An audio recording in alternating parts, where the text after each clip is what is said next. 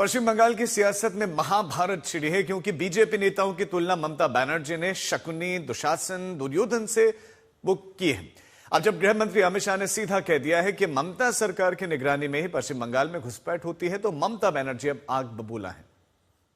ममता जी, मैं आज आपको इस सार्वजनिक प्रेस वार्ता में पूछना चाहता हूं कि कौन सरकार है, कौन सी सरकार है बांग्लादेश की पूरी सीमा पर जो बाड़बंदी करने के लिए, बॉर्डर पर फेंसिंग करने के लिए जमीन नहीं देती। बांग्लाय शुधु अनुप्रवेशकारी, काश्मीरे नेकी नहीं। बंगाल की बॉर्डर सील कर दे, ऐसी देशभक्त सरकार यहाँ लानी पड़ेगी। दुशासन बाबू एसचेन, छकुनी मामार चेला। 26 में हम निश्चित रूप से प्रचंड बहुमत के साथ भारतीय जनता पार्टी की सरकार बनाने। তোমাকে দেশ থেকে কি করে তাড়াতে হয় গণতন্ত্রের মাধ্যমে।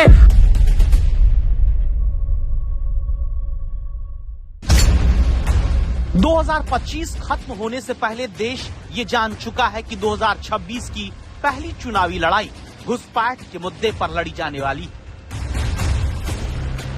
जिसका ट्रेलर पश्चिम बंगाल दौरे पर पहुंचे गृह मंत्री अमित शाह ने इन आरोपों के साथ दिखा दिया कि ममता सरकार की निगरानी में घुसपैठ कराई जाती है। ममता सरकार ही घुसपैठ रोकने के लिए मदद नहीं करती। ममता सरकार ही डेमोग्राफी चेंज करके वोट बैंक बना रही। ममता सरकार की वजह से ही बॉर्डर पर घुसपैठ नहीं रोकी जा रही है। पूरे बंगाल की जनता घुसपैठियों से त्रस्त है। क्या कोई राज्य सरकार ऐसी हो सकती है जो घुसपैठियों की पनाहगाह अपने राज्य को बना दे? राष्ट्रीय सुरक्षा पर एक कितना बड़ा खतरा है, इसका जवाब बंगाल की मुख्यमंत्री ने बंगाल के चुनाव में दे। घुसपैठ रोकने के लिए उनके पास क्या योजना है? आर्टिकल 370 हटता है, वो विरोध करती है। सीएए लाकर बंगाल के शरणार्थियों को नागरिकता देने का हम कार्यक्रम करते हैं, वो विरोध करती है। और वो ठीकरा फोड़ते हैं कि बीएसएफ है, वो रोक नहीं रही है। ये सच है कि घुसपैठ का सवाल आते ही विपक्ष पूछता है कि केंद्र की एजेंसियां, अर्धसैनिक बल क्या कर रहे हैं। लेकिन पश्चिम बंगाल के उत्तर 24 परगना जिले में इसी महीने बांग्लादेश बॉर्डर के पास जमा हुए इन लोगों को देखिए, जो राज्य में वोटर रिवीजन प्रक्रिया शुरू होने के बाद तुरंत अपने फर्जी पहचान पत्रों की आड़ में बचने की जगह पकड़े जाने से बचने के लिए वापस बांग्लादेश जाने लगे। ये लॉकडाउन বছর আগে মানে আর্লি লকডাউন শুরু হয়ে কিভাবে আর যাতে পারিনি সুরাইপথে এলাম। কোন জায়গা? এ তোমার বেনাফল দে।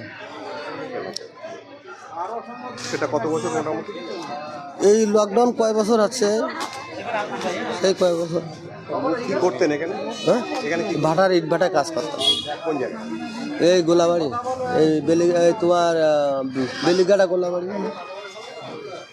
এখন ফিরে যাচ্ছে এই সরকার এনআরসি শুরু করতেছে, বাংলা অবৈধ লোক, বাংলাদেশের লোক থাকতে দেবে না।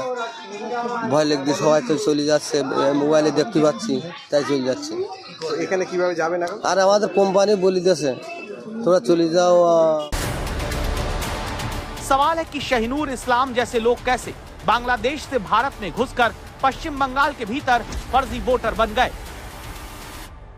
ममता जी, मैं आज आपको इस सार्वजनिक प्रेस वार्ता में पूछना चाहता हूं कि कौन सरकार है, कौन सी सरकार है बांग्लादेश की पूरी सीमा पर जो बाड़बंदी करने के लिए, बॉर्डर पर फेंसिंग करने के लिए जमीन नहीं देती है।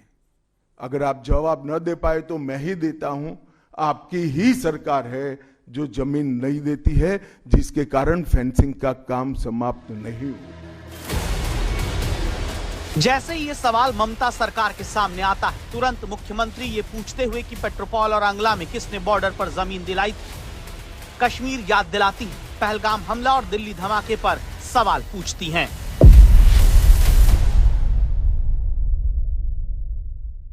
বাংলায় শুধু অনুপ্রবেশকারী, কাশ্মীরে নাকি নেই।